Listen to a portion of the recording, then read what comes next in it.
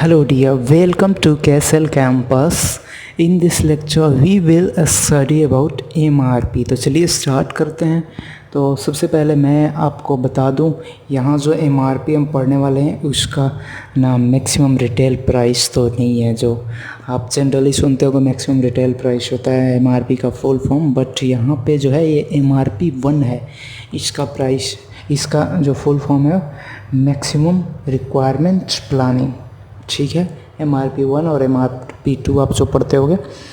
तो सबसे पहले आप देख लेते हैं वर्किंग लूप या फिर स्ट्रक्चर क्या होता है MRP का। तो मैक्सिमम रिक्वायरमेंट प्लानिंग जो है उसका वर्किंग चार्ट कुछ इस तरीके से है कि इससे मेनली जो कनेक्टेड है 5 चीज़ है। मतलब ये सेंटर में हमने MRP रखा हुआ है और इससे कनेक्टेड है bill of materials, MPS, inventory record file, plan order release और शेड्यूल्ड ऑर्डर, ठीक है। तो कितनी चीज़ें हुई, 1 2 3 4 और 5 चीज़ें डायरेक्टली कनेक्टेड है। अब इससे कनेक्टेड MRP से कनेक्टेड था इन्वेंट्री रिकॉर्ड फाइल।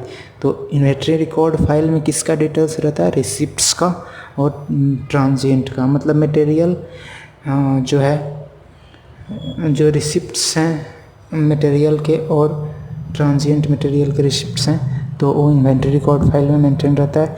MPS का फुल फॉर्म होता है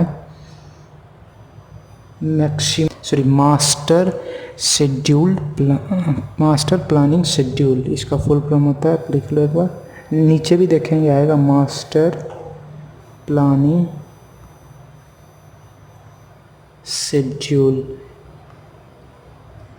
इसमें जो आपको पढ़ना है मास्टर प्लानिंग शेड्यूल में, इसमें जो फ्यूचर्स में मैन्युफैक्चरिंग होने वाले रहेंगे वो शेड्यूल्स इसमें ऑलरेडी मतलब मेंशन रहेगा, कितना अमाउंट में क्या बनाना है और कब कब बनाना है ये मेंशन रहेगा मास्टर प्लानिंग शेड्यूल में। बिल ऑफ मटेरियल्स में जो होगा आपका मेंशन रहेगा कि कितना हमारे पास इन्वेंट्री है अभी और कितना ट्रांजिएंट में ऑन हैंड है।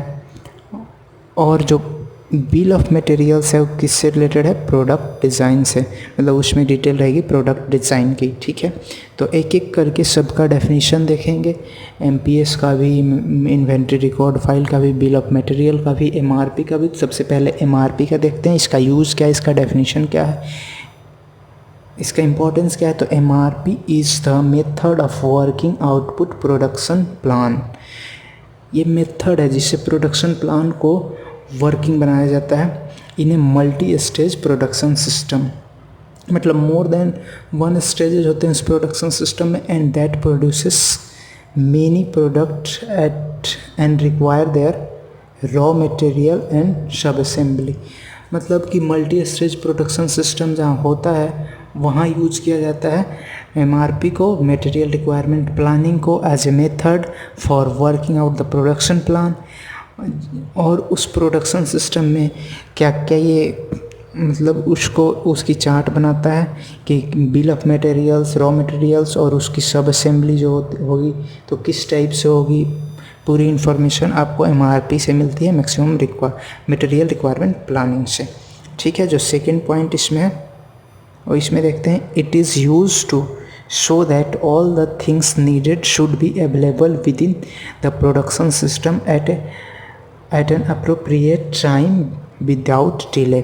मतलब जितनी थिंग्स रिक्वायरमेंट्स हैं इन द प्रोडक्शन सिस्टम, मतलब कि जो रॉ मटेरियल से लेके और जो सपोर्टिंग मटेरियल है कि जितनी रिक्वायरमेंट है वह विदाउट डिले एट ए अप्रोप्रिएट टाइम पे अवेलेबल है कि नहीं है, ठीक है। इससे श्योर किया जा सकता है MRP का यूज हो करके, इस मेथड को यूज करके। जो थर्ड पॉइंट है, today MRP is a computer based information. आज कल इसका सॉफ्टवेयर आ गया है MRP को मेथड को यूटिलाइज करने के लिए for production system, for scheduling, purchasing of dependent demand materials या फिर आइटम्स, ठीक है।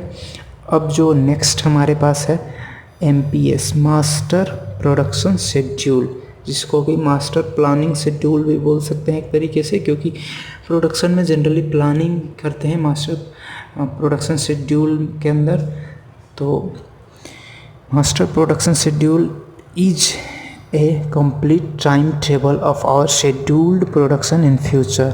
जो शेड्यूल्ड प्रोडक्शन है वो टाइम टेबल इसमें प्लान रहता है कि कब होना है, कैसे होना है। तो नेक्स्ट पॉइंट वही है, it gives information about which product to be produced, when it is to be produce and in what quantity it is to be produce. कब बनाया जाएगा, कितना क्वांटिटी में बनाया जाएगा और कैसे बनाया जाएगा।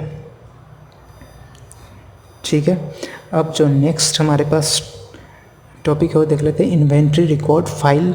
इसका क्या यूटिलाइजेशन है, तो this files gives complete up to date data information about inventory on hand, जो भी अवेलेबल इन्वेंट्री है, इन्वेंट्री इन ट्रांजिट जो कि आ रहा है रास्ते में, मतलब ट्रांसपोर्टेशन उसकी ऑलरेडी परचेजिंग उसकी हो सकी है ट्रांसपोर्टेशन में, और प्लान्ड ऑर्डर कितने हैं, कितना ऑर्डर करना है, और शेड्यूल्ड कितना हो चुका है, मतलब कि ऑर्डर ऑलरेडी हो चुका है बट अभी वहाँ से ट्रांसपोर्ट नहीं हुआ है, अभी वहाँ से चला नहीं है।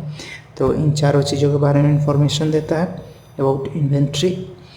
अब बिल ऑफ मटेरियल्स ये क्या करता है, give information about how each final product is manufacturers specifying sub component items and their sequence of build up in the final product, मतलब किस सीक्वेंस में बना हुआ है। और जो फाइनल प्रोडक्ट हमारे पास कोई ए बना हुआ है तो इसके लिए कौन कौन सी मटेरियल्स कितनी कितनी रिक्वायरमेंट पड़ी है, ये बिल ऑफ मटेरियल्स में हमें स्टडी करना है। जैसे कि हमें कोई फाइनल प्रोडक्ट ए बनाना है, इसके लिए ए को बनाने के लिए बी की 2 यूनिट चाहिए और सी की 5 यूनिट चाहिए, मतलब 5 सी टाइप के कंपोनेंट्स लगेंगे और 2 बी टाइप के कंपोनेंट्स लगेंगे, तो ए फाइनल प्रोडक्ट बन पाएगा उनके मिलने से। लेकिन उसके पहले हमें बी को बनाना पड़ेगा और बी के बनाने के लिए 3 डी एलिमेंट्स लगेंगे और 2 ई एलिमेंट्स लगेंगे, तब बी बन पाएगा। तो सबसे पहले डी और ई का यूज करके बी बनाएंगे और फिर बी और सी का यूज करके ए बनाएंगे। तो हमें क्या ऑर्डर क्या करना होगा, डी की ऑर्डर करनी होगी, ई की ऑर्डर करनी होगी और सी की ऑर्डर करनी होगी। हमें फाइनल प्रोडक्ट ए बनाना है और बिल ऑफ मटेरियल में सारा मेंशन होगा कि कितना लगा है, डी का, ई का और सी का कितना लगा है फाइनल प्रोडक्ट बनाने के लिए। ठीक है, यहाँ पे हिंदी में भी लिख दिया, आपको समझ में आए तो इसका मतलब यही है, ए की 1 यूनिट बनाने के लिए बी की 2 यूनिट और सी की 5 यूनिट रिक्वायर्ड है। इसका मतलब बी की 1 यूनिट बनाने के लिए डी की 3 यूनिट्स और ई की 2 यूनिट रिक्वायर्ड है यहाँ वाला।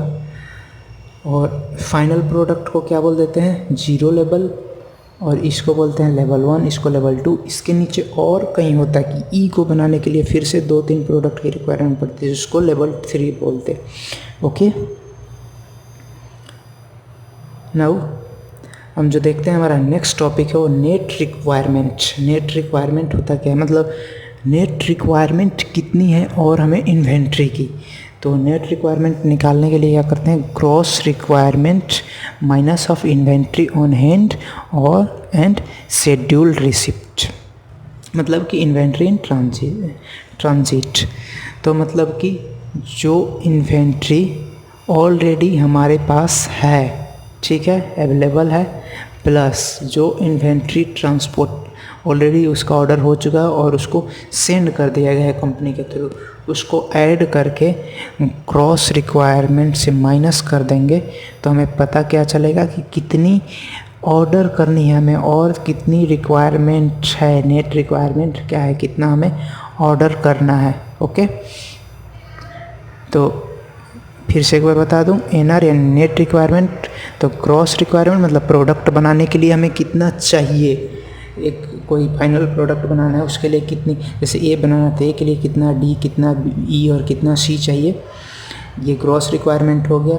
और इसमें से माइनस कर देंगे कितना हमारे पास ऑन हैंड अवेलेबल है और कितना ऑलरेडी ऑर्डर होकर ट्रांसपोर्ट हो रहा है, तो ट्रांसपोर्टेशन में कितना है इसको माइनस कर देंगे तो ये पता चल जाएगा कितना का हमें ऑर्डर करना है। ओके, तो इस लेक्चर में इतना ही। Now signing off.